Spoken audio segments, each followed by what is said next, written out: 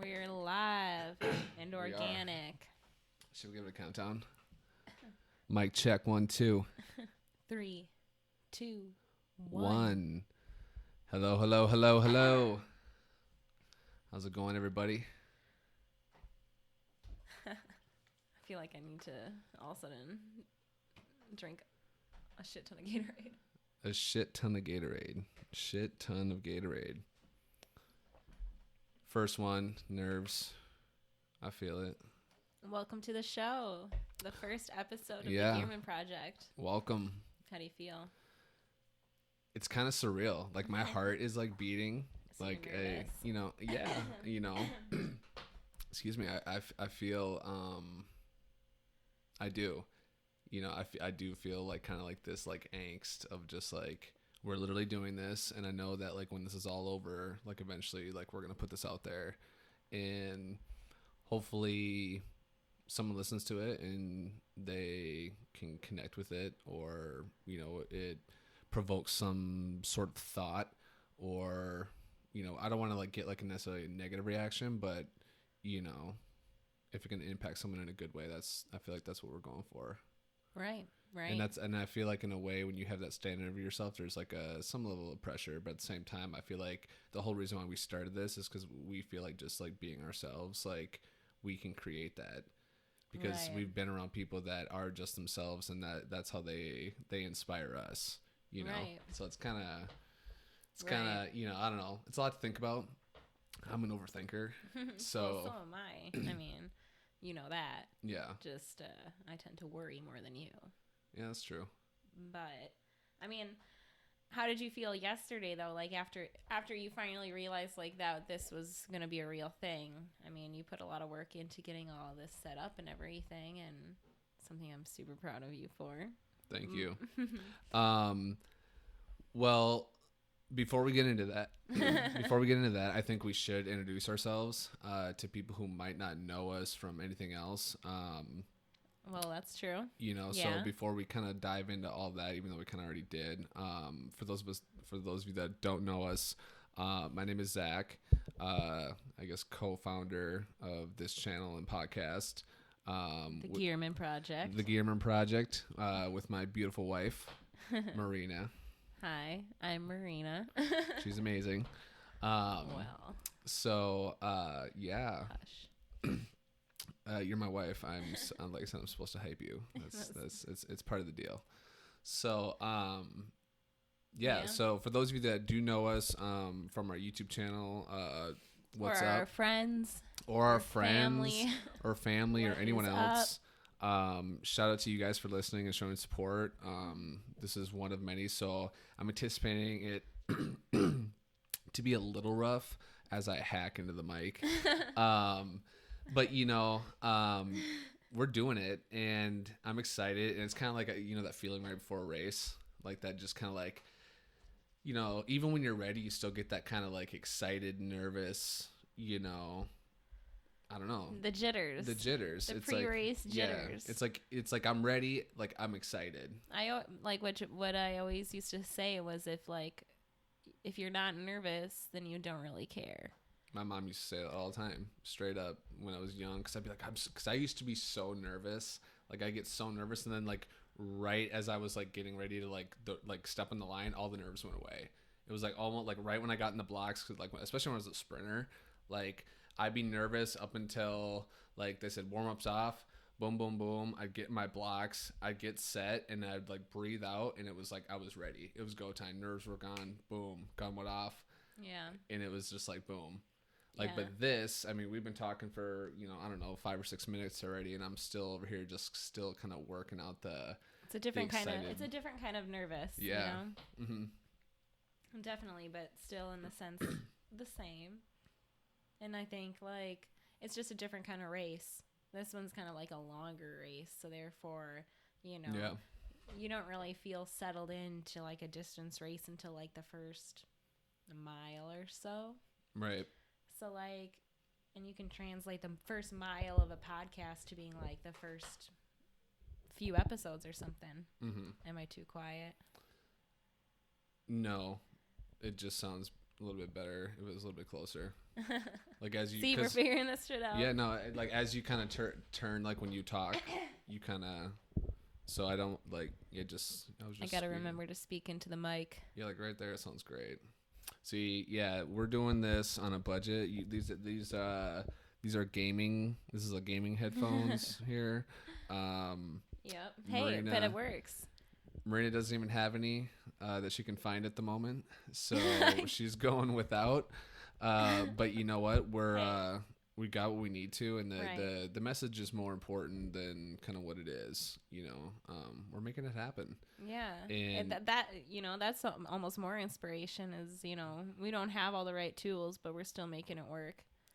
We're making it happen because we really want to do this. So yeah, and you know what's crazy is that since you've known me, I've talked about having a podcast. Like I remember in college, like always being like, hey, it would be so like before podcasts like really like were popping and like really like became a thing. Like always would be talking about like, oh, it'd be so, because we would just sit and shoot the shit like all the time, and just we would literally like have these like long, in-depth conversations about the ebbs and flows of the conversation would go here or there. I mean, we would talk about so many different things, and like it was fun. And I'm like, why not do a podcast? Like I feel like the people we're around, they have a lot of cool ideas, a lot of cool opinions. We have good ideas, like we feel like we have good ideas, and like just like opening up that platform for people to talk and share ideas, and like for us to learn and for people to learn from us, and just kind of like creating that. I feel like it's something I've always wanted, and I feel like nowadays more than ever, like now's the time. Right. To because the internet's still kind of like the Wild Wild West, where we're like on this podcast, we can, quote unquote, control the dialogue in the sense of like, let people speak freely, like this would, when people come onto this podcast, they would be able to speak freely, whether we agree with them, disagree with them or not, but then be able to like do it in a way where they're not getting shut down or attacked or belittled or whatever. Like there might be some shit talking here or there. There might be some of this and that. There's always going to be, because just like the real Wild Wild West, where you don't really have rules, when you have freedom, you're going to have people who do some mean, fucked up shit. And you do get that. That's on true. The internet more than anything, because, people have that sense of freedom. Right. But we are trying to create that platform where it's promoted to have like free speech with, restrictions, in the sense of like, this is not a war zone. Right. Like you're not going to come on here and just start like attacking people. Like you're not, attacking us, and we're not going to attack you. It's like, it'd be one of those things where like, here, you get your turn to talk and present your side if we disagree on something, and then we can talk about it. Yeah. And then hopefully find common ground. Yeah. And that's kind of the, that's kind of been like the motivating factor for doing this, is that, like we like to help people, and that's kind of like where we kind of started this, kind of whole thing. And there's been signs over the last few years kind of pushing us towards this direction, of like making this happen. It's like kind of been talked about, but not really acted on. Like we've always kind of like had an excuse, whether it be money or time or whatever. Or honestly, a lot of times, it was just our own laziness and fear from just pulling the trigger and like making this happen. And now during this like whole like Corona lockdown, it's like there's really no excuse. It's just like at this point, like we were talking about this the other day. It's like, if you're going to do something, like if you have all this time, granted, like things are limited to what we can do, but like if you were complaining about time before and you don't get shit done or you don't improve on something during this time, it's so true. You see people saying that shit everywhere, but it's so true. Then you didn't really care. You didn't really want it. You were pretty much all talk. And that's kind of like where, like, during this whole thing, I was kind of thinking, like, even right before this whole thing happened, I was like, hey, I kind of want to do this. Even before the Corona thing shut us down, I was like, hey, For years, you've been wanting to do this. But I was like, it's so weird, because I was like, I really want to do it right now. Like, I want to do this right now. And we just did it. Like, we're doing it now.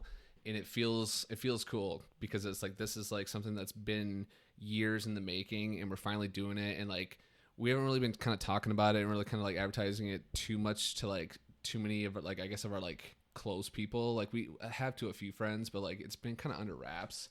And I feel like keeping it under wraps and just kind of like wanting to build that foundation, because like there'll always be those people that'll like kind of hop in and they'll be like, oh, you've been doing this for how long and you have this many XYZ, oh, that ain't shit. Or they, you know, they'll just be people that'll come on and they'll just criticize, and it's just like, you know, and it ain't even about being big or like catching on. It's just like, you know, like even if we have just 100 people listen, and 100 that same 100 people, or even if it's 10 people and they like what we're saying and they keep tuning in, it's like those are the people we're gonna do it for.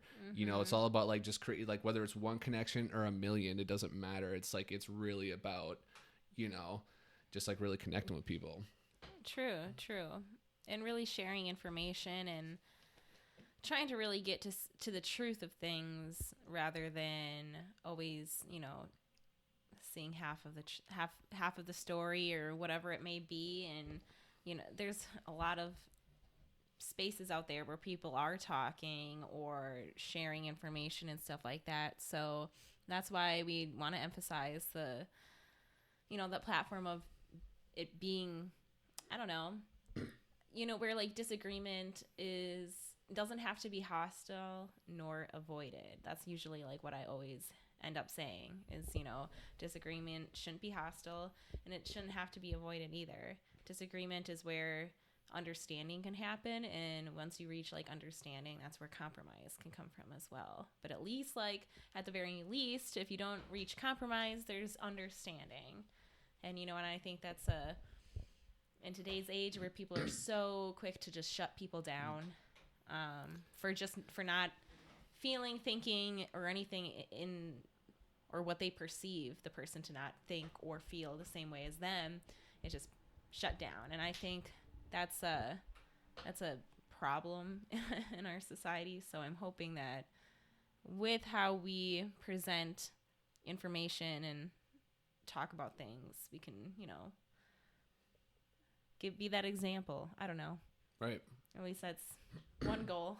You know, there's so many things that we could talk about, but you know, as long as when we are talking about those things that where more people tend to disagree with, we have that in mind.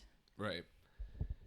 You know, and I think the tribalism in this country too is really, yeah, it is really gotten to people. Like it's gotten to be like, well, you got to be this team or this team, and when in reality most people are in the middle. And it's unfortunate because we live in a day, especially here in America, where it's like everything's so go. Like everything's fast paced, headlines, instant gratification. Yep, it's bam, bam, bam, bam, 1,000 miles an hour in your face. And people don't take the time to really look at like things and like really get all the information. They see a headline, they watch a 90-second clip, and they think they have the whole story. And it's on both sides. Both sides do it, and it's just, you know, it really takes time to be informed on like really what's happening. And it's, especially with this whole Corona thing, it's just like you see now more than ever, I feel like people are just on edge because people aren't working. You got like half the fucking country that's not working right now. And I think that's crazy. Yeah. You know? And I don't know, man. I would like for more people to try to connect. Like with all of the like the creativity that we're seeing come out of this like coronavirus lockdown, just imagine if people did this all the time. Like they took the free time that they had and they utilized it. Yeah. That's such a good point. Like, you know, yeah. You see the people that are utilizing it for the better. Like I feel like even though like we've kind of done a lot of days where we kind of haven't done shit, I feel like we've kind of done shit. Yeah. Like, you know, at the same time, it just feels like we haven't done shit because we haven't left. Right. It's like we're just like in the house, even though like we are doing shit. Right. But it's like at the same time, it's like, yo, you know, we have been getting stuff done. Yeah. And the days when it feels like we're not getting stuff done, we have to be like, you know, patient with ourselves, because I think it really is hard to sit at home all the time. I think people forget that as much as it's nice to slow down, humans weren't meant to be in this, be this slow. We were always a on the move type of species. We're social beings that, enjoy the hustle and bustle of society. That's just kind of like what we crave. It's why exercise, when we're moving, our bodies are moving, is when we're at our healthiest. Is we crave like routine and purpose and something. And so like if we're just stuck at home doing something, we're lacking a lot of what the hustle and bustle of our daily lives actually brings. And so we've been feeling it ourselves where we get stir crazy. We just like all of a sudden we're just find ourselves it's like it started out sunny, and then all of a sudden it's like 8:00 at night. You didn't even realize it, and you've just kind of been watching Netflix all day or whatever, and you just kind of like did not feel it. And then the next day you're just like, you know what? I'm motivated. I'm ready to get shit done. And then you just get shit done. And then a couple of days go by, you're feeling motivated, and then you just get another one of those days where you're just like, yeah, wow. And then all of a sudden the day disappears and you're ready for bed and you didn't do anything. Not shit. Not shit. And I think that's important to like highlight and realize, is that like we can't, be mean to ourselves when we aren't meant to be inside like this all the time. No. And I think this should be a wake-up call to many people who maybe hustle and bustle too much and are losing that sense of just like slowing down, because at the other end of the spectrum there is a cost to always being on the move.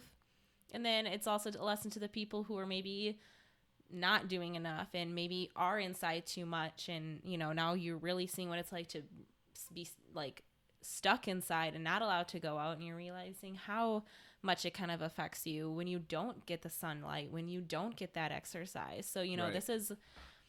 It's giving everybody a little hint of something that they otherwise would have probably never realized, because this is affecting so many people in so many different ways. Mm-hmm. And I'm proud of us for even though we've had some bad days, we didn't just like sink into that and just let it fester. And oh hell no. we were like, you know what, today's a new day. Yep, we're gonna get shit done. Mm-hmm. And you've really been doing that. Like, you've really been helping me do that. That's why we really are where we're at and having a podcast right now, is because of your perseverance. So and I think we have I have the best husband in the world. No, oh baby, I gotta talk you up too. Oh, that's real. See? Happy wife, happy life. There you go. And I was gonna say, that's real. We got 12 or 13 YouTube videos up. After this podcast is done, we are recording it. For those of you that are listening, it is going to be on our YouTube channel. I'm going to plug that real quick. That's going to be the Gearman Project. So you go and search that up. Go ahead and subscribe. Check out the videos. Like, give us feedback, good or bad. We want it. We're here for it. We just want to, we want to bring good content to people, like we've been saying. And we feel like we're pretty fun. So, and we want to connect with other fun people. And, if people think that that's awesome and they want to be about that, let's do it. But yeah, it's pretty exciting. Oh, another milestone. We did cross off 100 subscribers on our channel. We're at 105, I believe. Okay, this is news to me, actually. So we had a goal to hit 100 by the end of the month. End of April. Yep. And we have pretty much 2 weeks to go, and we're at 105. So 105. Yeah. So I'm gonna do 100 at a time. I think we should just do 100 at a time and see. And just see how it goes. If we have days that we pop, great. If not, whatever. Yeah. 105 subscribers. Yeah. Thank you. Thank all 105 of you, because that's awesome. You guys are helping us grow. You're because that means you're engaging with us, and hopefully if you like it, you're sharing it with your friends.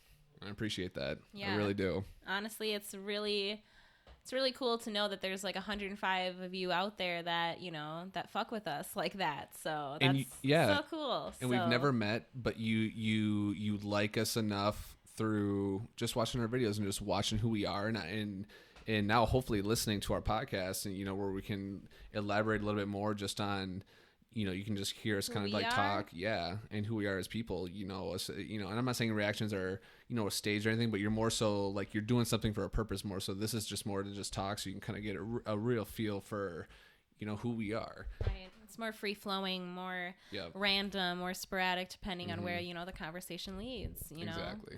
But yeah, it is really cool to know that just off of, music choices, and you guys took the time to like listen to our opinions, and I don't know, it's just really cool to, now that I think about it, really sitting down and thinking about it, it's really cool to know. So thank you all, and to anybody out there who isn't subscribed yet, what you doing? Join the family, join the Gear Squad. That's what it is. Yeah. We want a big Gear Squad. I think that's important. Right. But like I said, big or small, I'm thankful for every single one of them, because like I said, I mean, in this day and age, support is, I feel like genuine support is like really hard to come by. Like everyone's so quick just to like, wait to see if something's trending before they like, want to like, they kind of like want, no, there's no real like loyalty. And I feel like if you are in a position where you are giving someone something that they enjoy, whether it's one person, like I said, or a million people, it's like, I feel like that's good. I feel like you're kind of pushing some good into the world. Right. You know what I'm saying? Right. So. Right. Well, and that's, and speaking of that, that's a good kind of description of the Gearman project altogether. And that's what kind of like why I loved the name so much when you presented it to me, is because it's all encompassing. The Gearman project. It's Zach and Marina Gearman, who are two passionate people who want to make a difference in many different ways. It's really, because for us, it's really hard to decide on just one way.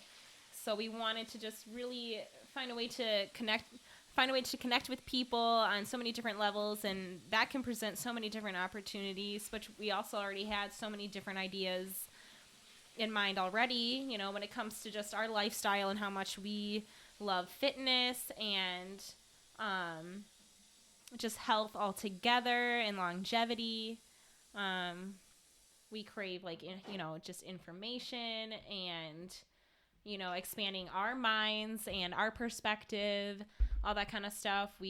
There's so many, and that's what I love about the Gearman project. It's just like, it's kind of like a shift in perspective. It's just, it's something to just kind of like, hey, were you craving something that you didn't know you were? Check us out, because maybe we could convince you of something that is helpful for you, or whatever it may be. Not even convince, but just like give you another option. Convince is a bad word. Yeah, like just give you another perspective. Right. Like I feel like perspective is what this is all about, because we're both super curious. Right. Like I'm one of those like overthinkers where like if I get on something, I will read and watch videos and read articles and research, and I will just nerd out about it. She's seen me, like if I get a hair up my ass about something, it's like I'll literally, she'll be like, what are you doing? I'm like 4 hours later, it's like, yeah, I'm reading about this still, or I'm watching this video on that, and it's like, that's kind of what inspired me to do this. I have to shout out, Joe Rogan and his podcast, because, that's been a huge inspiration for, because I've been listening to him for years. I just think it's so cool that he's just like always trying to like learn the truth, and I think that that's something that's super important, is that, it's not about right or wrong. It's about the truth, and, and like what is, and, and I think he's always trying to explore that. And that's why he does have people from all over the spectrum on his show, because he is always looking for the truth. And I feel like that's kind of something like what, like I want to try to emulate here, is that I want people to be able to come on, from all kinds of walks of life and give me perspective, because like, we all kind of think we know what's going on, but fucking, And I would say that includes right or wrong, because right or wrong is like justice, and somebody who seeks truth usually seeks justice. Like, you know, that's a just person is usually somebody who seeks the truth.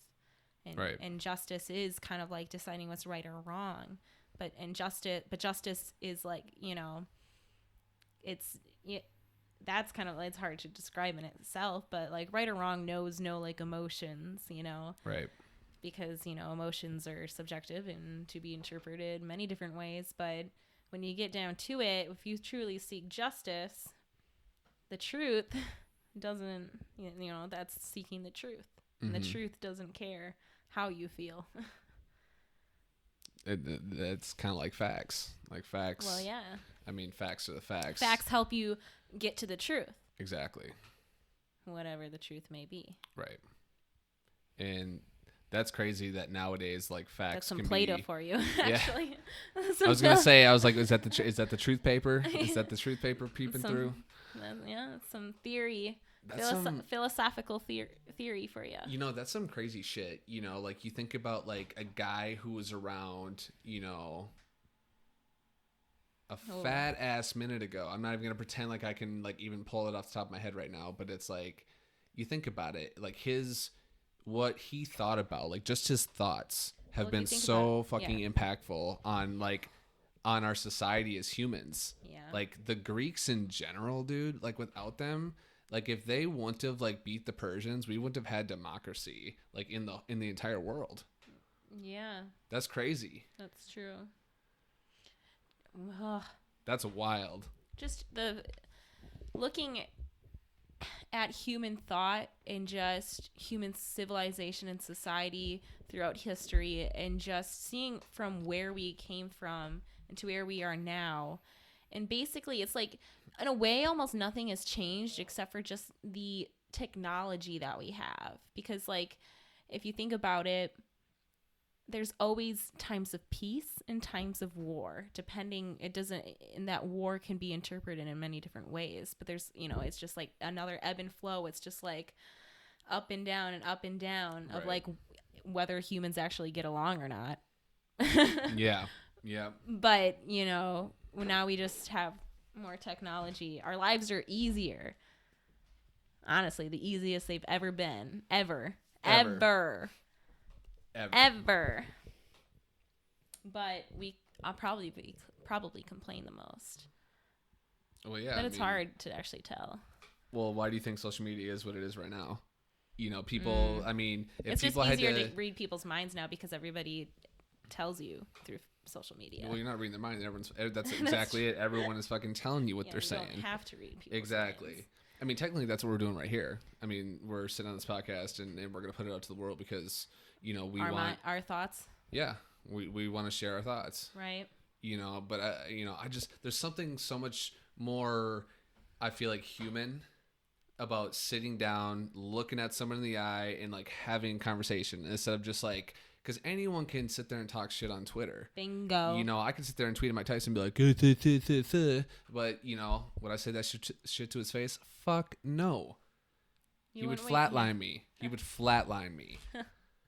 Even at 50-something, he would flatline my ass. Yeah. But the point being is that, you know, like I can sit down, have a conversation, me being a more vocal guy anyway. Like I'd much rather speak. You know, not saying I don't like writing or typing, but like in the sense of like having like really getting to know someone, because then I feel like I can look at you, I can sense your body language, I can like feel your vibes, I can kind of like really get a feel for like, I don't know, like it's so much more genuine. I feel like it's so much more intimate, and I feel like you get so much more out of the conversation when you can sit there and like be in the room with the person, or even just like be able to look at them on a screen and still just be able to like physically see them in real time. You know, because it's like, hey, I can still see you. You know, right. So that kind of like it's just a more intimate conversation. I feel like it just adds more feeling and more depth to the conversation. Face-to-face interaction, face-to-face conversation. Yeah. It is known to help with how you speak, write, read, interact. It helps with your intelligence talking to people face to face instead of always looking at a screen. I don't know. I wish I had better references and to because I feel like we learned about this in college, either sociology or some psychology or whatever it is. But I mean, humans crave human interaction, and you just don't get the same body language. You're interpreting their body language with the way they're speaking.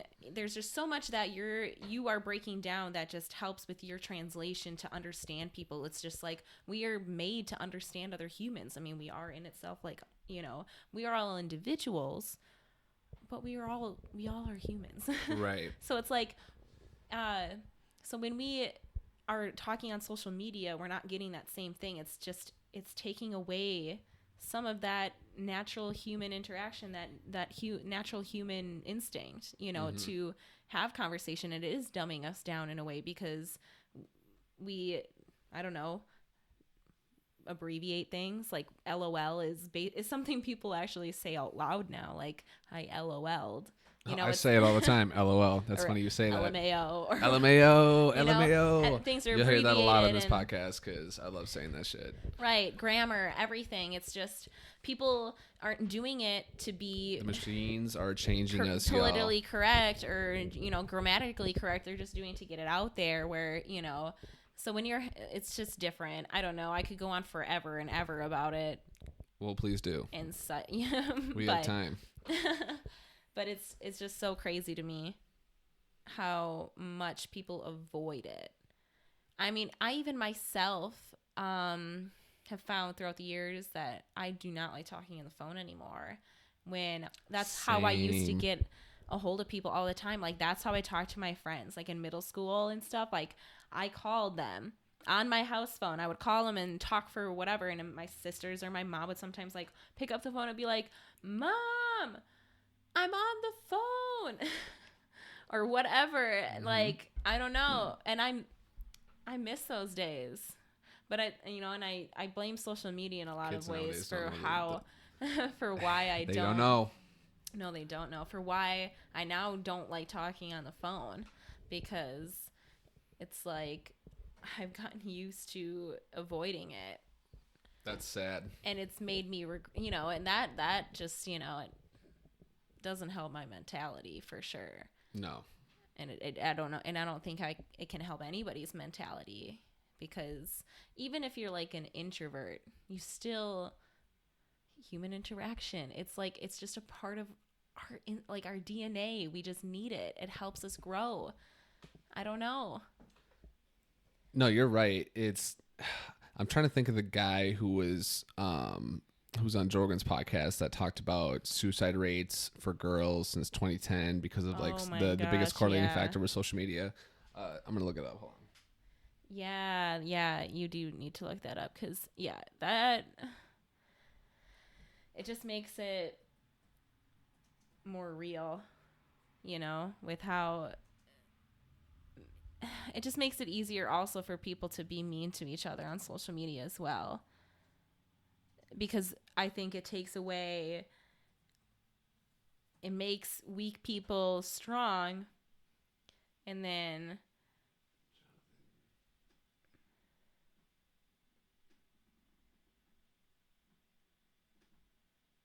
who is it?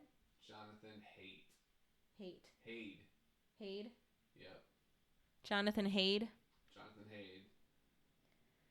He was on Joe Rogan's podcast, and he was speaking about...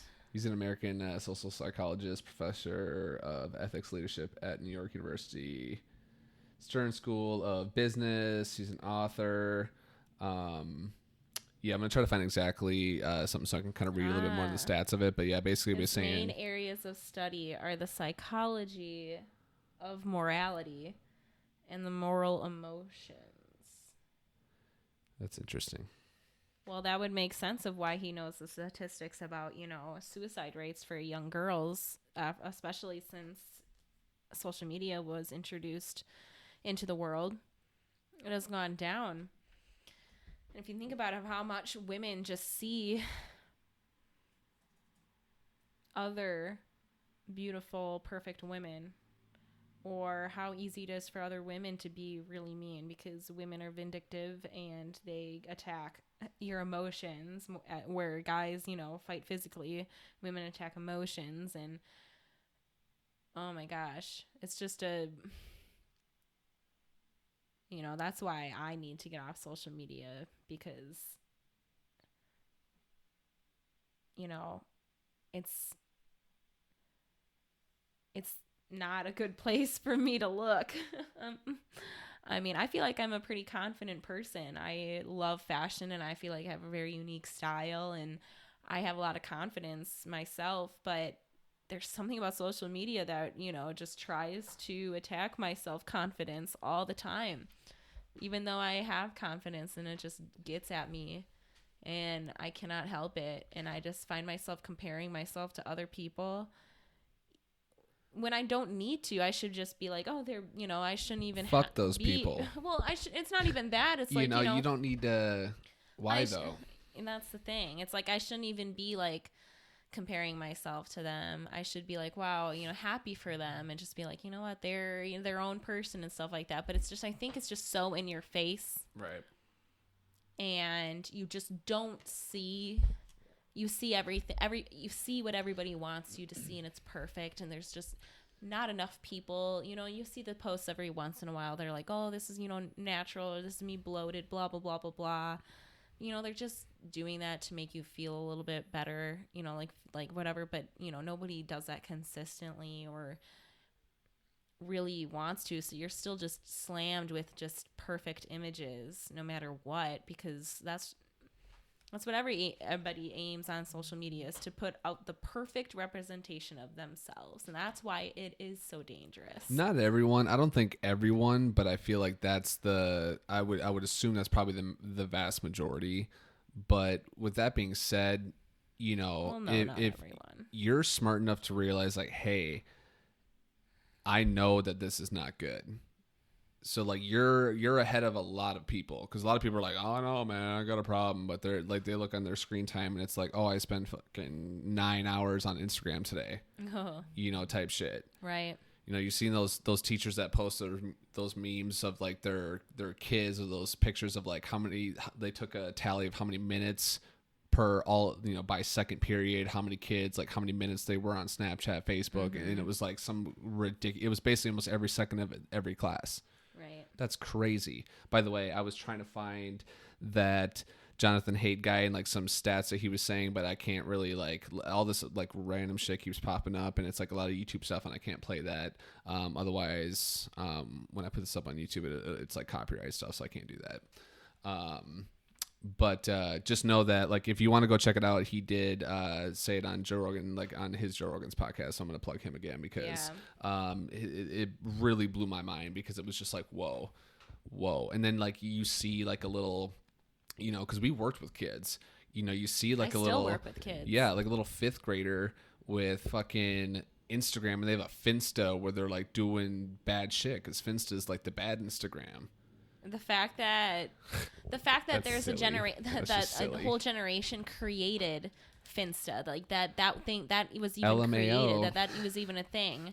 I did not know that was a thing until the younger generation told me about it. But maybe I'm alone in that in my age group. Maybe that's something that all people my age have done or had. But I did not know about that. No, I found out what a Finsta was from my younger sister Beth when she was in high school. I was like, yeah, here's my Instagram, and here she's like, oh, here's this crazy video of me being drunk, and I was just like, what? And then all of a sudden she's like, it's on my Instagram. I was like, you're what? You're like, and then she's like, oh Finsta. No, my Finstagram. And I was like, what the fuck is a Finsta? She's like, oh, it's like it's kind of like your Instagram where it's all private, but that's where you put all like your crazy shit, like you're doing drugs, you're drinking, you're doing bad shit, being slutty, being fucking whatever. And I was just like, whoa, that's a thing. What's the point? You're still putting you doing dumb shit like that on the internet. What's the point? And you're like in high school. What's the point? What happened to just enjoying whatever you're doing? Like it's become like just this having to prove I'm crazy, or I'm more fun, or I'm whatever. It's like, you know, it's a really spoiled generation of people. Yeah. We're lumped up into that because we have a lot of people our age group that are spoiled as fuck, that they really don't have problems, but they look for every little problem that they have. And a lot of times people that don't have problems look to help other people with their problems. And you know who I'm talking about. You know, there's certain people that just that's their identity. They help people because they want to feel like they're making a difference, because really their life, in their eyes, they ain't doing shit. Right. It's like a self-gratification thing. And it's kind of like, well. Right. You know, and so I mean, yeah, and it's just social.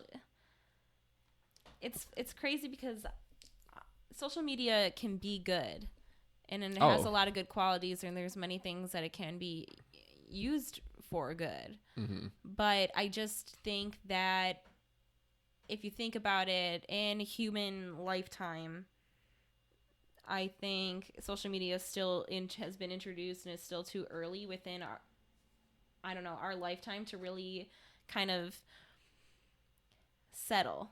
So I think it's still too new to us, I think, is what I'm trying to get at, is that we're still kind of like learning how to actually have it within our society and, you know, not control us, and where we are in control of it. You know, right now it's kind of controlling us because it's so new and fresh, and it's kind of like, you know, but I think we're gonna adapt and learn how to, like, you know, have just enough of it. I think. I mean, I hope. I feel like, at least I try to be hopeful.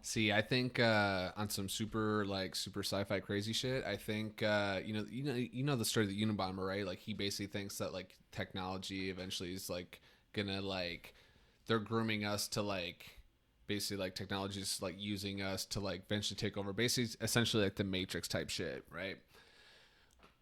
Like, what happens if, like, because this whole coronavirus, like, I'm going like flat earth on you right now. Oh, great. And like, just think about it though. Like, what happens if, like, you know, if that's real, like this coronavirus forcing everyone to come inside, everyone to be on their phones, got all this time, people are just consuming media on YouTube, on Netflix, just using technology, you know, 5G's coming. There's this whole fucking, have you heard about that conspiracy type shit either?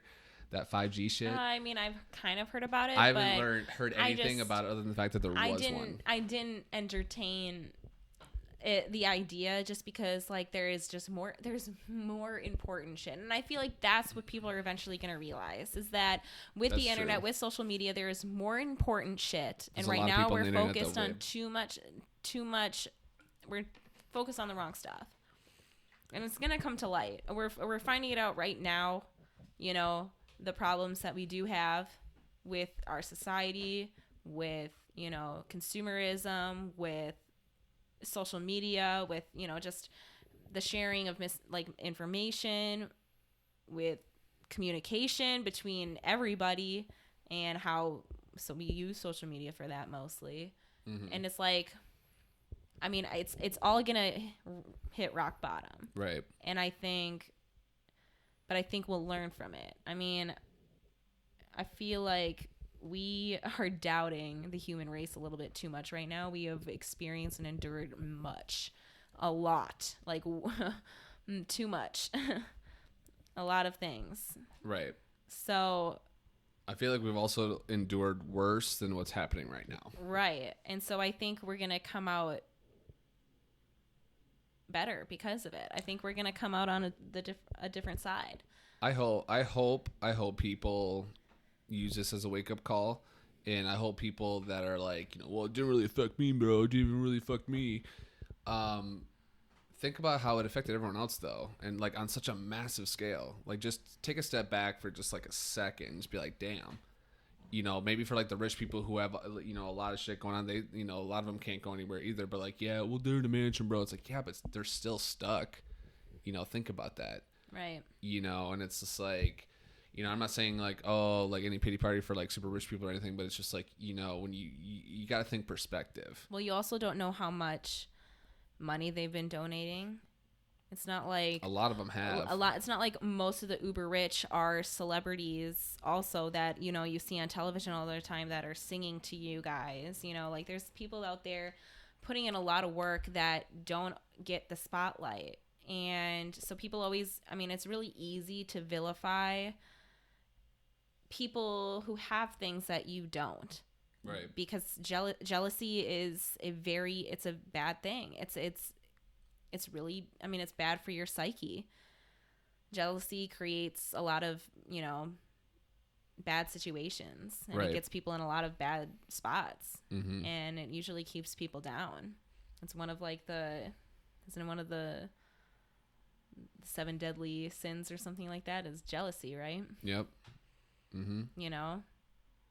And so I think, and social media just breeds that. It fucking breeds jealousy. Right. But with that being said, that we're also taking personal accountability away from the people who are using it that are feeling that way. So if I'm also going to play devil's advocate here. If you are going on there and you are seeing all these things and you are getting jealous and you are beating yourself up over it, I feel like on some level you have to take responsibility at some point, being like, okay, yeah, this is what I'm seeing. Excuse me. But you could also be like, I love me, I'm not that, and I know I'm the shit. Like I feel like self-love is super important, right. And you have to think you're the shit. You can't go like, oh well, I got some love handles, so I'm not this bitch, so I must suck, or I don't have as many muscles as that guy, so I must not be as attractive, or what the fuck ever. And it's like that's not true. I don't post all these memes, so I'm not as funny. Exactly. Or whatever, I don't get all these likes, or I don't use all these filters, or whatever it may be. I don't have all these followers. It's right. Like we have. Who gives a shit? Yeah. Who cares? Does that are you less of a person because some chick posted this and she got 1,000 likes, but you only got 25?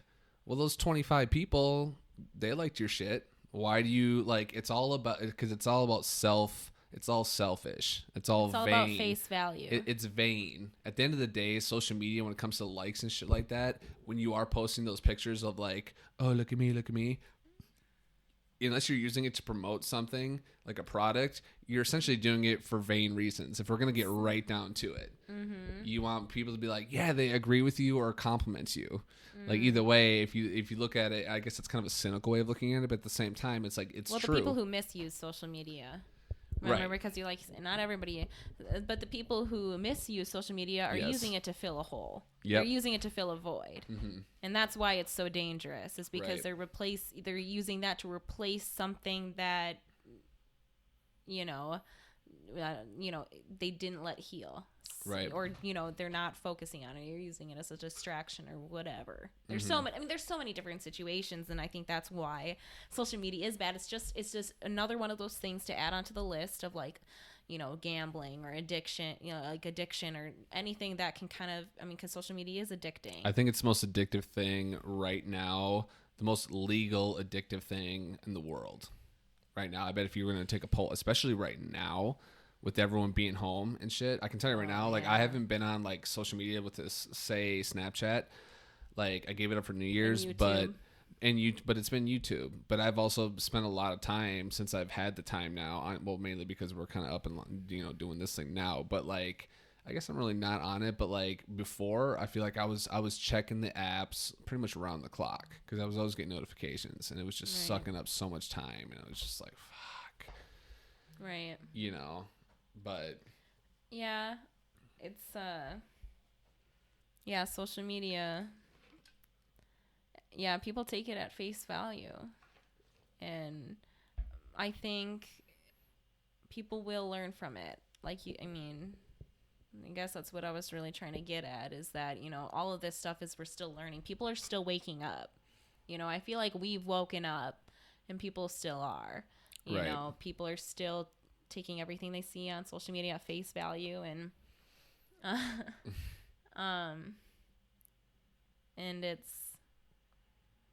but it will get better. Right. I don't know how long it will take, but it will get better. You gotta have faith. You gotta trust that humans will adapt. We never used to have a constitution. We never used to have like the government that we have in place, and it took a while for people to get used to like the laws and get used to society. People adapt, and you know, things move forward. And this is just something that new that was introduced to a massive population. And it's going to take some time to get through it, especially because not everybody in this world is intelligent, or at least intelligent enough to have self-love and, you know, be in tune with their emotions and figuring out what. Correct. Figuring out blah, blah, blah, blah, blah, blah, blah.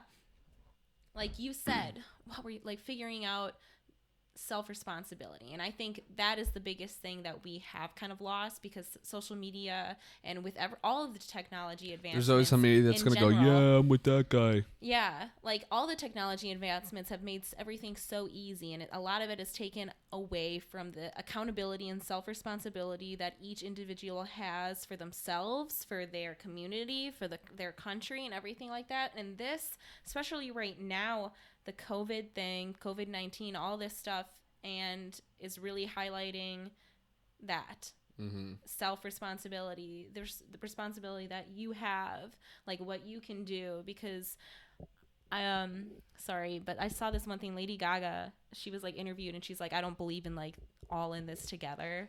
She's like, because, you know, everybody has a different struggle. Like this person, you know, who can't put food on the table for her daughters or whatever, and me like sitting in my mansion. It's like, you know, like, because I worked here to get here, but you know, everybody's in a different situation right now. We were just kind of talking about that. We are not all in this together, you know. Not everybody can contribute, so it's like you got to do what you can do. Yeah. And if you are in a position to help, then you do. But like, you know, there is so many different roles that everybody has, mm-hmm. and you have to decide what you're responsible for, and you're responsible for yourself no matter what position you are in life. First and foremost, yeah. Because if you can't help yourself, you can't help someone else. Right. I mean, and that is true. 100% true. And I think those who know have learned it the hard way. So otherwise it's just self-sabotage. Like if you help someone at the expense that it's going to hurt you in the short or long run, then it's self-sabotage. And why would you do that? And if you're not, and if you're not helping or in a position or doing or responsible for your own actions, then you're probably find yourself blaming everybody else. Yeah. And you know, like if you know somebody who does that, or maybe you have to take a hard look at yourself. I know I've had to take a hard look at myself multiple times, mm-hmm. of like realizing that you're losing yourself, your sense of responsibility, because it's really easy in a day like this to start pointing fingers and blaming other people. Mm-hmm. But yeah, you're just digging yourself a hole, and then you're stuck. Right. You gotta put yourself where you can grow. Mm-hmm. And you are the only one. Yeah. Who can help you grow. Honestly, and that's crazy, because that's lost on a lot of people. Like because of social media, and because the ability for everyone to have a voice, you can go online and you can say XYZ, say something super crazy, no matter how outlandish it is. So, like, blame someone for something, and there's always going to be some asshole out there that's going to go, yep, I'm with that guy. Yeah. And there's, it builds this, like, you're always going to find some asshole out there that's going to agree with every dumbass thing that's said by every dumbass in the world. Right. They don't have their own independent thought yet. No. They're sheep. That's another thing. Yeah. Sheep. Social media, it makes it really easy for you to have to be compliant and agree with everybody else, because you stick out like a sore thumb if you don't. Like if you find that you see all these people this one thing trending, and you like don't know about it, you feel left out. So social media also like kind of like attacks like that instinct in human to feel like a part of something. Mm-hmm. And social media makes it really easy to highlight the differences and the fact that there's, two sides or this or that, no matter what it may be, mm-hmm. like you see the things where it's like, it's popular now to even highlight, your unpopular opinion, mm-hmm. Like there's those posts like this is, unpopular opinion, blah, blah, blah, blah, blah. So now it's like, it's all about getting people to like to react, side, like, like belong, like, this, I feel like I belong because this person knows what I'm thinking or feeling. I'm going against grain because I know this is vastly unpopular, so look, I'm different. Come be a part of my team. Right. Yeah. So, the people know. So then people lack when people lack responsibility and are using social media, that, kind of attracts you to choose a side or, join some group or whatever it may be, because that's what social media is. You tend to, that's where you find ignorance. Right. Because they lack the responsibility to stay informed. Let me ask you a question, because this came up the other night when we were at Liz's. Do you think being ignorant in 2020 is a choice? Yes or no, and explain your answer. That's such a good question. Such a good question. And yes, I think it is a choice. Because how can it not be? The reason being... Pretend I disagree with you. How would you all right, correct me? So at this point, if you are ignorant, you are choosing to be, because you have access to all the information in the world.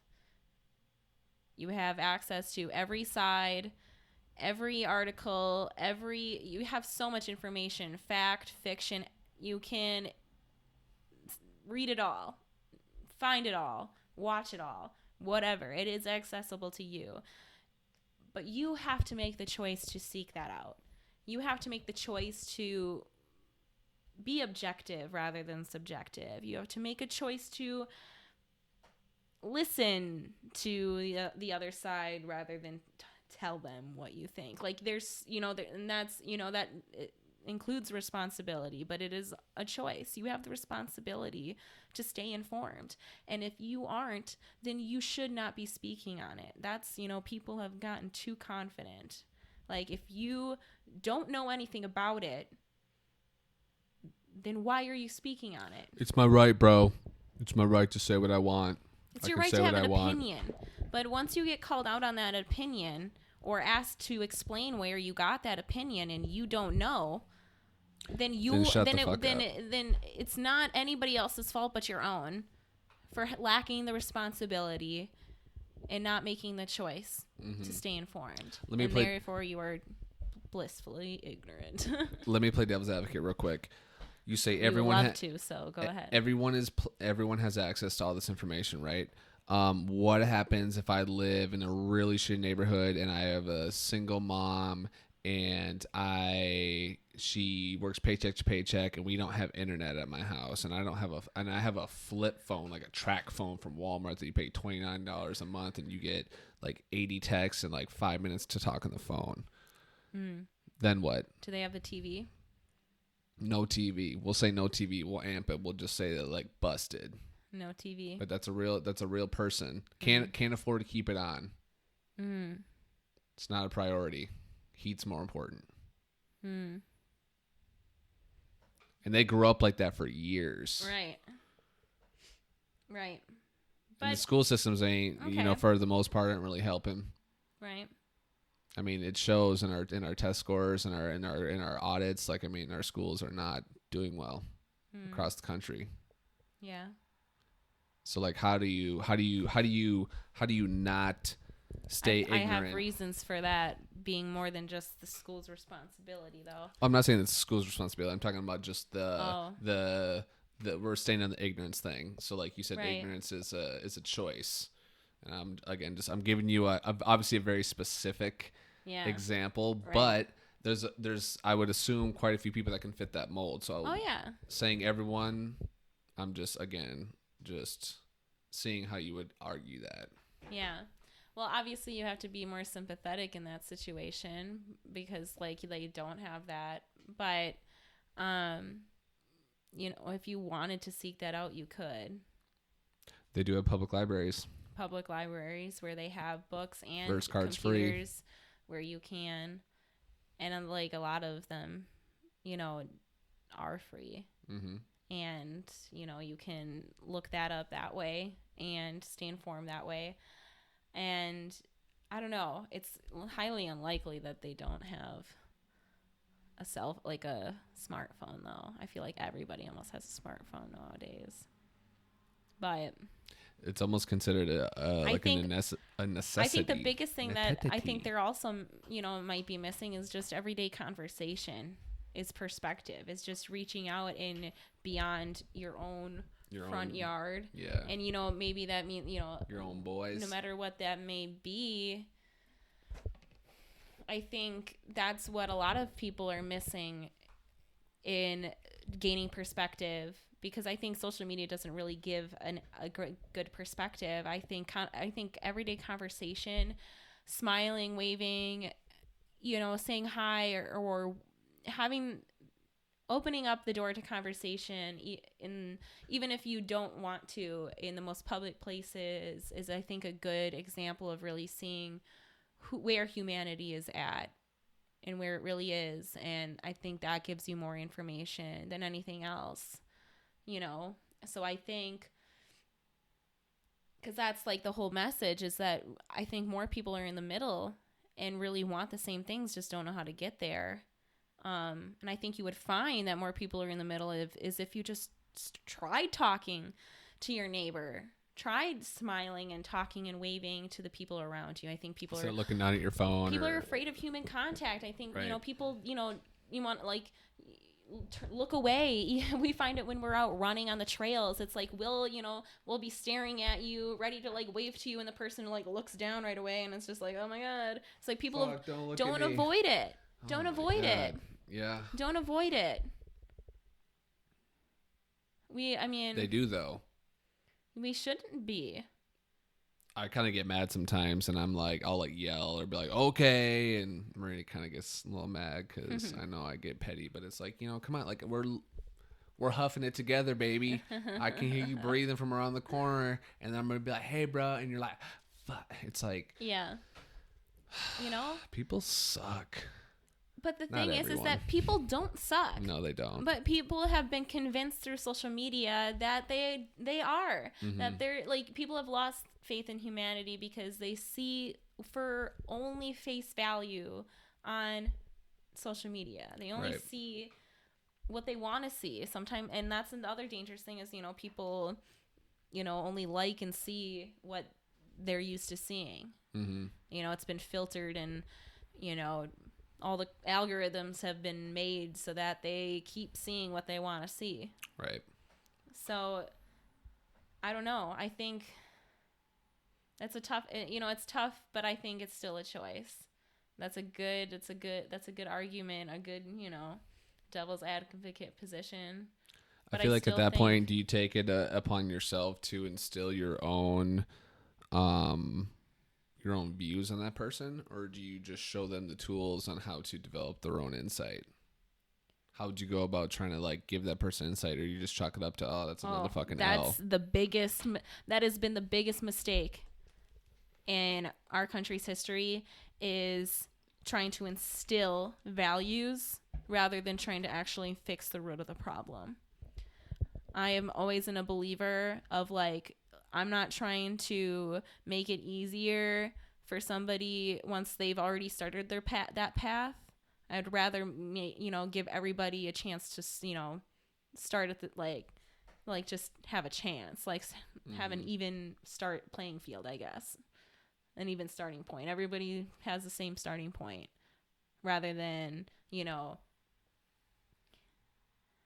I don't know. It's hard to explain without visuals. But without visuals, we need visuals, people. I'm a visual learner, so I feel like a lot of people are, and I feel like that's why social media too, with the whole visual, like it's like, you know, you look at it and it's just like, you know, it's visually stimulating, it gets the brain going. Yeah. You know, it's not like reading an encyclopedia like we used to have to, like, you know. I feel like we're the last times 2 times 3. Ooh, they say that's lucky. Well, hey, we're dropping the first episode of the Gearman project, so, you know, this is pretty awesome. take a break in the action and just again want to shout out everyone who's tuning in, who downloads this. Again, thank you for listening. This is awesome. About 64 minutes in. Probably going to go for about another hour. So like I said, we're just going to keep the conversation rolling. And I like this. I feel like since we've been talking, the nerves have kind of subsided a little bit, and it's just kind of been like this is not uncommon for you and I to do this. I mean, we will go, this is what happens, and we will talk about a lot of things. The ebbs and flows of conversation will just continue to just bounce around, and it's a lot of fun. It is. I'm liking it. It is. Good. I do. This lighting is fucking horrible though, but it's all good. It's gonna be okay because I might fuck around and throw a black and white filter on it, and just like we'll have black and white videos for a while until we get a better camera. I like the black and white style. I think that's kind of dope. I think I'll just do it just because I know that I just don't like this. Like this light is just it's booty. It is what it is. It's booty. Plus, peeps. Black and white always is kind of like a cool is always a cool aesthetic, I think. Yeah. So, but yeah, rocking with it. Yeah. But I told hold on one second. I told Andy I would plug his shit. So hold on. Plug his shit, baby. We have a friend. His name is Andy, and he's an amazing cook. Really passionate about health and cooking healthy food. He prefers to be vegan, so he's a master at making some awesome vegan meals, but can also make a really amazing butter burger. So the man is talented and versatile, so that's exciting. I love to cook too, but I'm not as good as he is, so that's why if he cooks for me, I never say no, or if he offers. We also have another friend who is also chef. We got a couple of homies that are Terrell and Andy are the two that stick out. Both who will be on the podcast. They will make an appearance, and so that'll be cool. We'll save that conversation for them. We still need Terrell to cook more for us. Yes. All right, so I'm gonna plug our boy Andy Nagel real quick. For anyone here listening in the Twin Cities area, what did he say about he'd be willing to do like a discount or like a buy one get one? I don't want to misspeak on what it was. I will pin the correction to it, but because of the whole coronavirus thing, I'll figure out what it is. But right now, I'll just kind of read you. He's got flyers going around, especially so, like I said, if you're here in the Twin Cities area, Minneapolis, St. Paul, South Metro, North Metro, this will, I'll kind of shout out his contact info. You can reach out to him. But yeah, so it's Andy's Plant Powered Lifestyles. So it's a flyer. It's got him, one of his signature dishes on there. It says, looking to eat healthier but can't find the time to cook or don't know where to start? Insert Andy's Plant-Powered Lifestyles, where I will provide you with healthy, delicious plant-based alternatives that will leave you full and satisfied. If you're interested and would like to learn more, grab a ticket below. I look forward to earning your business. Thank you. So Andy Nagel. So his contact information is 701-630-1130. Again, that number is 701-630-1130. For those of you on the video, check it out. We'll put all of the information in the description of the video that we post on our YouTube channel, especially. Yep. So just wanted to shout him out. Yeah, we were nice memory. Yeah, we kind of haven't been. Well, I guess we kind of have been quarantining, kind of good. We've literally just hung out with like the same couple of people. Yeah, and we don't really go anywhere. We really don't. Yeah. Pet store. We've got a couple of bearded dragons. Yep. Apollo and Herc. So we gotta take care of them. We have a cat named Sequoia. So we gotta get her. So on my her Snapchat, stuff. you'll see daily koi snaps. She's my baby. Yes, Koi for short. Her name is Sequoia, koi for short. I thought it was funny because she has like a red tint to her, and redwood trees or sequoia trees are my favorite trees. They're also the biggest trees ever, and Koi is tiny. the smallest cat I've ever had. So I thought the irony was funny, but And my wife I like really weird likes names. weird shit. That's not weird shit. Sequoia trees aren't weird. It's just the name is weird. Some of the names that you've come up with, that even for like names, the potential names for our future children, I'm like, whoa, Like baby, what? you're goofy Which as hell. ones? I try to forget them because they're just That they're means just you so don't know. not awesome. That's lies. You Um, can't think of any. That's because you like all the ones. You tell me you do at least. That's not true. Which one did I not like for a while? For a while. So you like it now. Which one was it? Delilah. Delilah. What is wrong with... I didn't like Delilah. I just didn't. Sorry. Well, Delilah.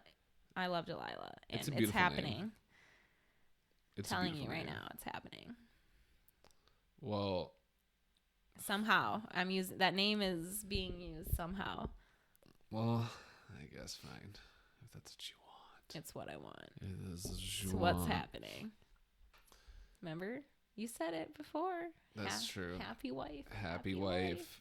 Happy life. So you I guess I'm said- having a pretty happy life. You already said it, like, so, now it's just always going to come back to bite you. It's just because, hey, You if gave you're all it- listening and you're married or you're thinking about getting married, so little piece of advice: you could be right or you could be happy. Think about it. Pick your battles, bro. Be right back. Water refill. Gotta do it. Yeah. I mean, I appreciate that, though. But it goes both ways. You could be right or you could be happy. And that applies to many different situations besides just marriage. Some people, at the sake of justice and the sake of, seeking the truth in our whole platform, sometimes being right isn't always necessary. And I don't know if we necessarily always want to be right just for the sake of being right. Sometimes it's not necessary. I feel like you should want to be right for the right reasons. Right. If you understand what that means. Well, it's like, you don't like it when you said this, like, you don't like it when people lie to you. It doesn't sit well with you because you feel like you can't trust them. But at the same time, you have lied to people. Right. But it's like the situations of why you lied to them. Like if I were to lie to you about, I don't know, cheating. That's intense. Or let's do something not so intense. if I were to... How about money? Okay, so I lied to you about money. Like, what about money? Lied to you about how much spending Okay, some. lied to you. Say you went and dropped like $500 and didn't tell me, and all of a sudden like something bad happened. Couldn't pay rent.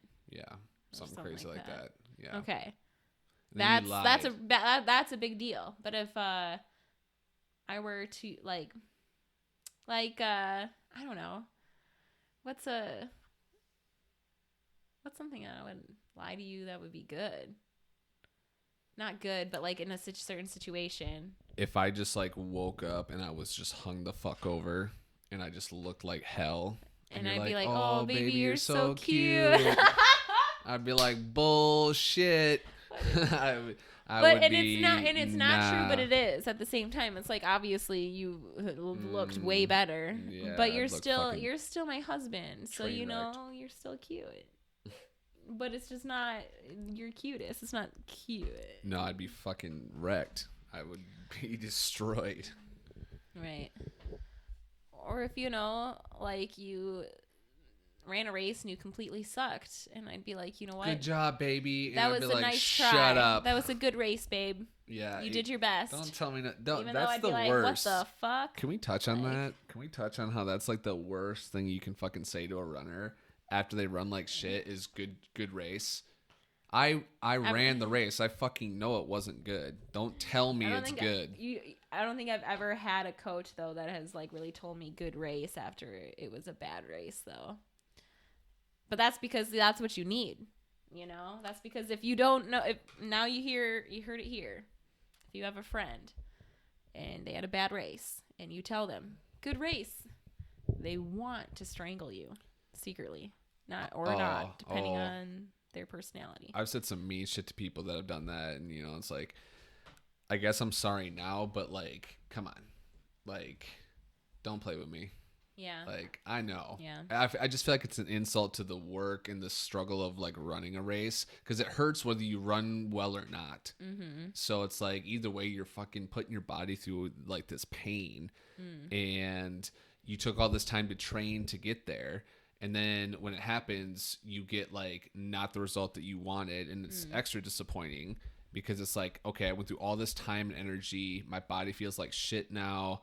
And I did not even perform to like what I wanted to. And then you come up and you like fucking give me some like, oh, nice job, pat on the back bullshit. When it's like, that's not what we're not in it for the fucking pat on the back. Right. You know, we're in it because we want to like prove, you know, that we can fucking do it. Right. You know, that's like the heart of the soul of any true competitor is just like proving that like I can. And it's like, I don't give a fuck about what your opinion is of my fucking, you know, especially when it's like not what I wanted. Right. You know, I just think that that's just like, I understand the reasoning behind thinking that would be, you know, hey, cheer up.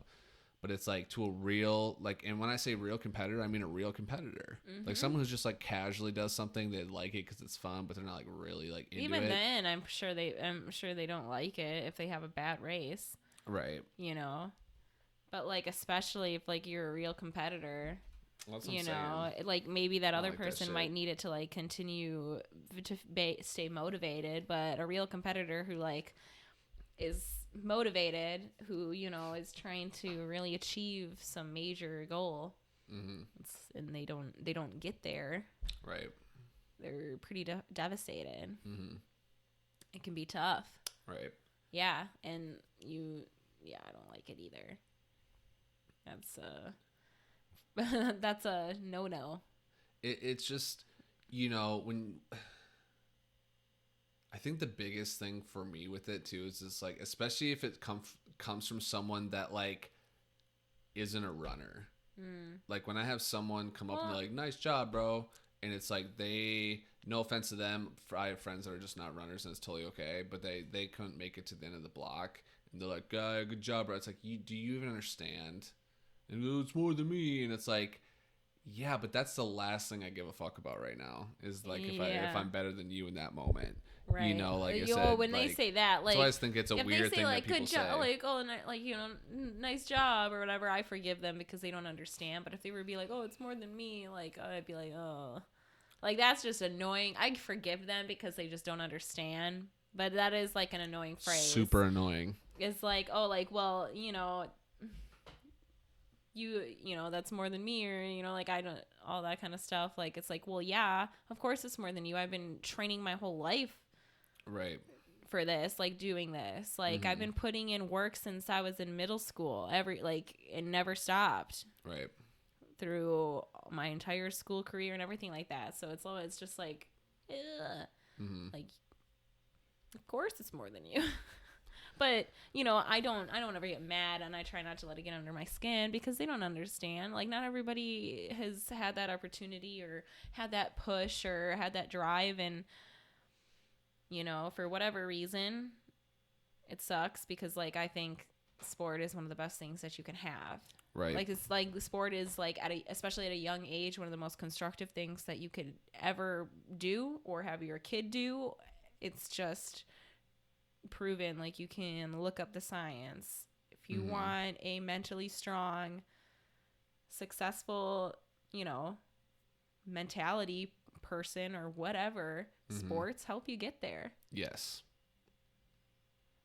They do. Studies show it. I mean, look, or really, if you're in any extracurricular activity, like I obviously like sports, is the big one. But like, even if you're like in band, or if you're in cheerleading, or if you're in fucking gymnastics, like I guess gymnastics is a sport. But when you think of like high school, for example, like or in your younger years, those team sports, it teaches you real life shit. Teaches you responsibility, accountability, teamwork, perseverance, determination, failure, and how to rise from it. Yeah. Adversity. Like all shit you're gonna face in the real world. And like the fact that kids are like, oh no, I'm not saying don't have other interests, but when it's just like, oh, I just want to play video games 365 and that's all I want to do, okay, that's also fine. But then you also then have to like learn how to disconnect from that and be a little bit more well-rounded, but like you got to find a way in that to like, I guess, video games might not be the best example because nowadays it's becoming such a huge thing and there's like teams and tournaments and shit. So it's a little bit more, but too much of anything. Right. It can be a bad thing. Kids in sports, you look at it, the kids that play basketball year round tend to get injured. Kids that just do football year round, they get injured. And multi-sport athletes are the least injured student athletes in the world.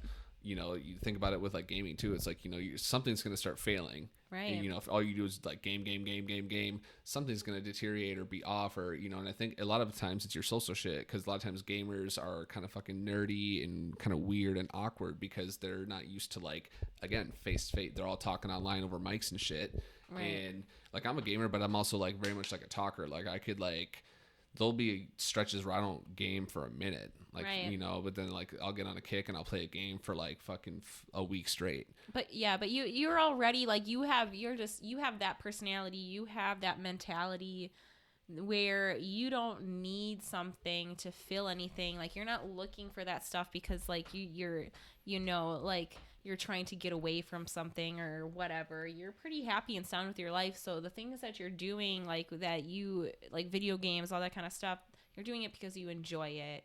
And you're doing it because you're not gonna like spend too much time on it, or like if you do, it's not consistently or detrimental or harmful to like your way of life or anything like that. Right. And I think that's the thing. It's like with everything.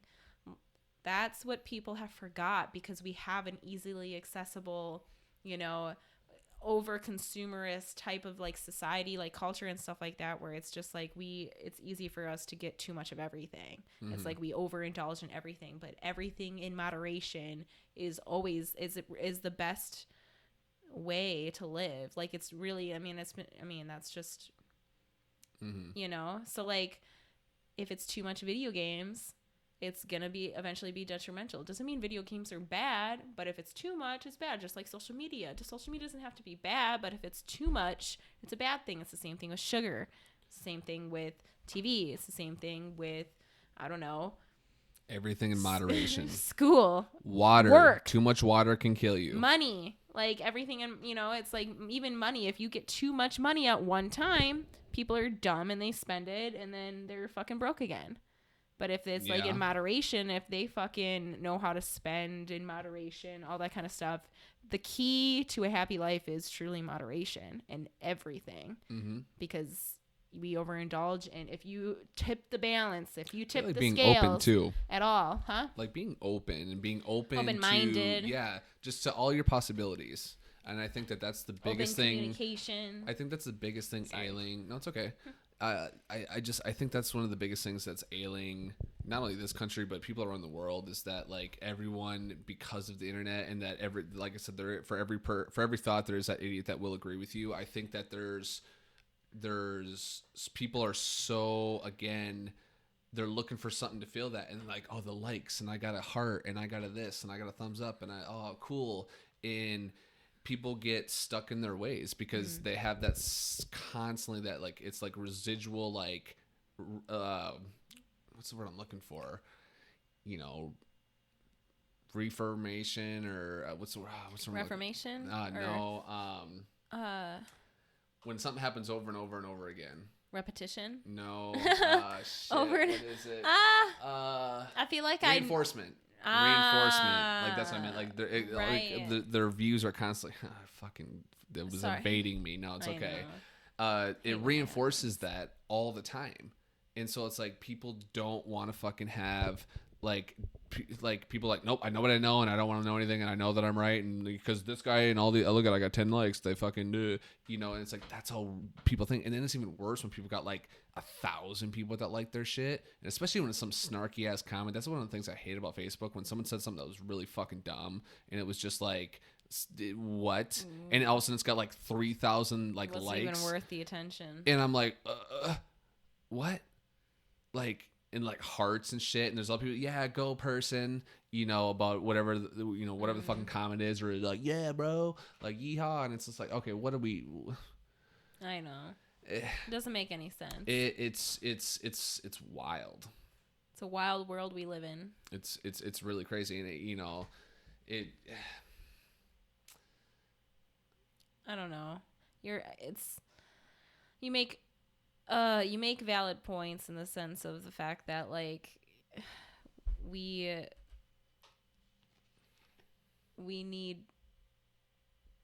need to, I don't know, we need less ignorance. And I don't really know how to word it other than that, because like basically everything that you were saying was like ignorance is bliss. The reason people, that's why it's like, why would I change? Why would if you don't know any better, then you don't know to change.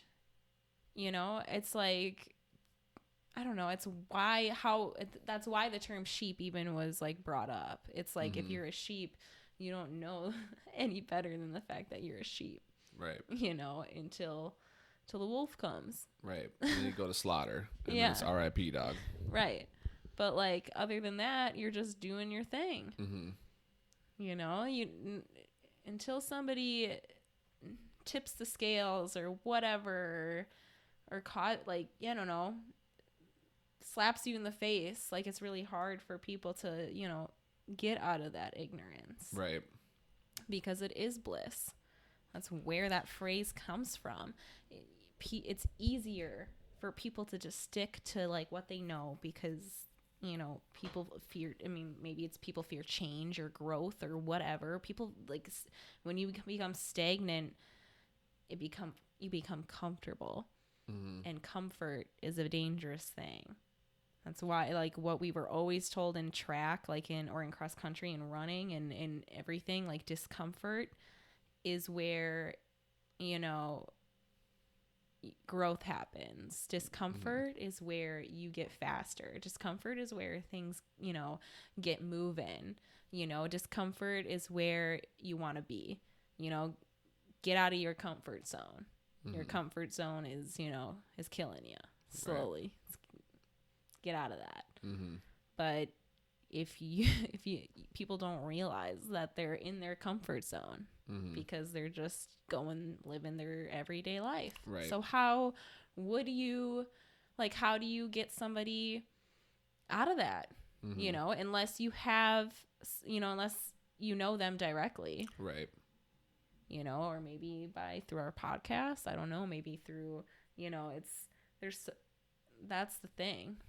It's like, how do you reach the people who are too busy, or I don't know, to change or to seek out that information or try to grow, or don't want to leave their comfort zone, or it's too hard, you know, when they have trauma or whatever. They're still figuring out themselves, figuring out how to love themselves, maybe figuring out how to have a relationship or whatever. There's so many things that people need that are trying to figure out. So it's really easy to stay ignorant. Right. So. Yeah, I mean, I don't know if there's an answer yet to that. Yeah, you know, it's a big challenge. It's crazy because, like you said, we live in a time where you can literally pull out this fucking thing right here and you can get information. Mm-hmm. Almost anything. Or go to your library, or...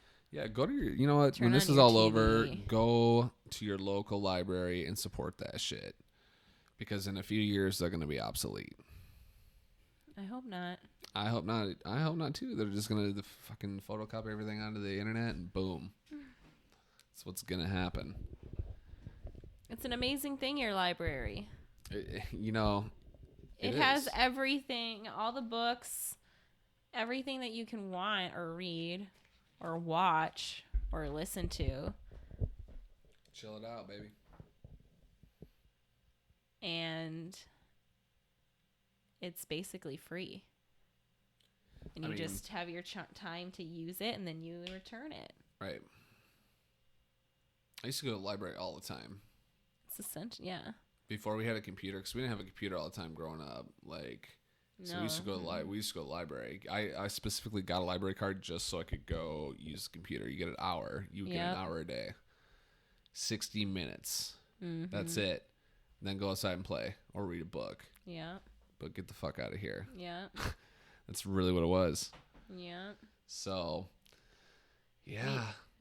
At my high school, we used to like have like study hall hour, and it usually was in the commons, like our lunchroom area, but like there was like a group of us that always like went to the library. Like that was like the cool place to go for study hall, was to hang out in the library and stuff like that. And I don't know, the library, I loved the library in high school. I was always in there getting books on the computer, talking, I don't know. And now it's like, I don't know if libraries are the same thing.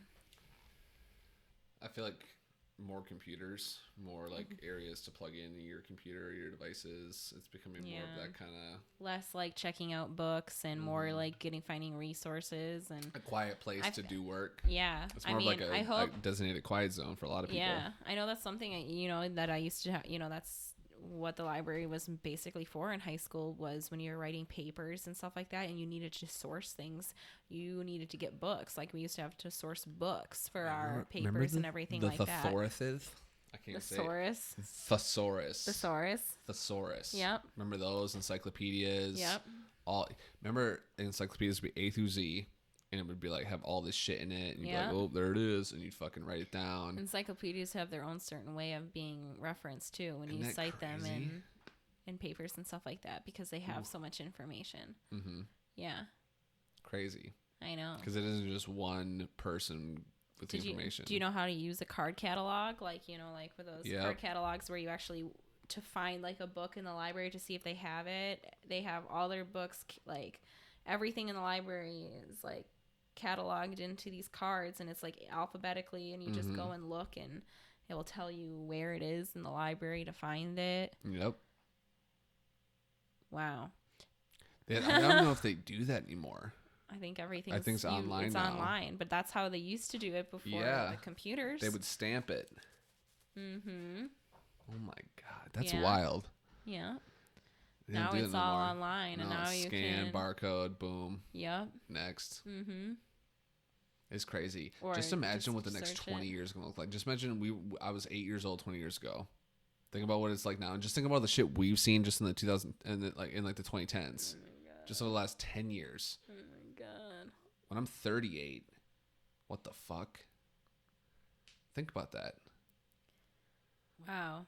I don't know. We lived through three. We've experienced 3 crazy decades so far, or like 2. Like, we got experience the 1990s, the early 2000s, the last the decade 2010s, of the 1900s, and now we get to experience the 2020s. Yeah. We're alive in the 20s. We're the millennials. We're alive. The millennials. Yeah. We were the babies that were born right before the turn of the century. Yep. I'm cool with being a millennial. I know they cool with being me. I know that they get like, fuck anybody else. Like stereotyped and whatever, but it's like, you know what? I think that's we have the coolest name for sure. I don't share a lot of the attributes with them in the sense that like people think that like we're dumb and we're lazy. I'm definitely not dumb, and I'm definitely not lazy. I'm not the smartest guy in the world, but I'm also like the way some of these like the kids say boomers like to talk about us. It's a lot of this you're dumb, you're entitled, you're lazy, and I'm just like, well, I don't really think I'm any of those. Maybe I'm entitled for thinking I'm not that, but a lot of boomers raised those millennials. That's what I'm saying. So whose fucking fault is it, son? Hey, personal responsibility. That's back to the responsibility thing. Personal responsibility. Yeah, again, personal responsibility. With all those, like, imagine all those people that, you know, work too much, who, you know, maybe are like not spending time with their kids or realizing and thinking that it is, you know, oh, that could be my kid. See, or people, they don't want to know. The school, you know, who are finally realizing that. Because I think that's, you know, that's a big problem with our society too, now, is being on the go, and, you know. They don't take the time. See, when you know, when we cross that line, I'm gonna do everything I can to provide for my family, but I'm also like, I'm gonna make time for my family. Right. Like, I'm gonna like be with my family. Like, I'm not just gonna be one of those dudes that's like, all right, I'll see you in 6 months. Bye. Right. I couldn't do that. Right. I personally know I couldn't. I'm too fucking needy. Right. I think just having a family-centered home, I think, is just always the best. You know, where studies show your kids the least likely to get fucked up. Like, where, you know, if they have, because like if you think about it, the family is your closest support system. It is a support system that will be there for you when all else fails. If you treat it so, if you nurture it, if you let it be that way, you know, rather than, you know, say the federal government or the state government or your community, you know, they got your back, maybe, I mean, per se, but like, if you treat the family as that number one support system, then it makes sense why the family, the kids, everything would be more successful, because they have, you know, they know that they have somebody close to them that they can count on. Right. You know, because you know, people are very lucky if they can find really close friends, and some people are forced to, because they unfortunately aren't lucky enough to have, you know, that's a family like that. Can you imagine just being a bad parent? Like, when I see like my nieces and nephews, like when they were like, especially when they were younger and stuff, it's like I would like stab someone in the neck if someone fucking hurt them. Right. And not even think twice about it. Like, right. That's like what I feel, you know. I don't know, you know, it's like, and then not even my kid. You know, and then it's like, thinking about like, there's people that just like blow off, like they like make this person, which is like a superpower, and then they fucking just buy. I know. Whoa. I know. Yeah. Right. It's like, boom, gone. Right. Right. That's fucking crazy. Yeah. Yeah. It bums me out that's a thing. Right. And I know there's like a plethora of reasons on why someone would do that, but I don't think any of them are justified. Yeah. Just abandoning your child. I'm talking about strictly abandonment. I'm not talking about like a adoption. Here, they got a good home. I'm talking about you just like have the kid and then you dump them off somewhere and it's like peace. Right. Like we have a friend who's got a very similar situation like that. Yeah. Wasn't like immediately, but like, you know, mom took off, peace. You know, and it's just, you know, that's sad. You know, like my parents went the fucking Brady Bunch. Like, we were definitely not, you know, well, you pick a fence high there, son. I mean, my parents loved me, but like we were definitely, you know, we were a very tightly wound family. Like we were a family where like a lot of feelings. I guess that's the best way to put it. Yeah. A lot of feels. I would agree with that. But I had both my parents. My whole life, just still married. Right. Going on, you know, 30 years of being together. Right. You know. Persevered. Been through some shit. Perseverance. And that's the crazy thing too about like being married and like relationships is, you know, especially this one, it's like this is for real. It's like forever. Like we're married forever. Aw. Yeah. Bummer. Yeah. Fuck. I thought it could be exchanged or returned. No refunds. I accidentally threw away the receipt, so you're kind of, you know, stuck with me. Aw, man. Yeah. Too bad. Had to do it, so you know how it goes. I get to spend the rest of my life with the love of my life. What a bummer. I like that. That's cool. I'm cool with that. I like how that sounds. You know what I'm saying? Yeah, I saved that. Yeah, I like that. Yeah, I know. Yeah, that's how I like what you had to say. How do you feel? I guess we'll talk online about this, or like on the podcast. I mean, I kind of like between an hour and a half and 2 hours is kind of like what I'd like to keep it at. Yeah. You know, kind of depending on how the flow of the conversation goes. I feel like this. Yeah, you can let us know if you feel like as it goes on, if an hour and a half is just fine, or 2 hours is getting too long. I'm sure it always depends on the conversation and what we happen to be talking about, but hopefully you guys can give us some good feedback on our current conversation. Now that I think about it, we're going to rock it as long or as short as we want, but like I said, I'm just speaking out to you that I'd like to do at least an hour.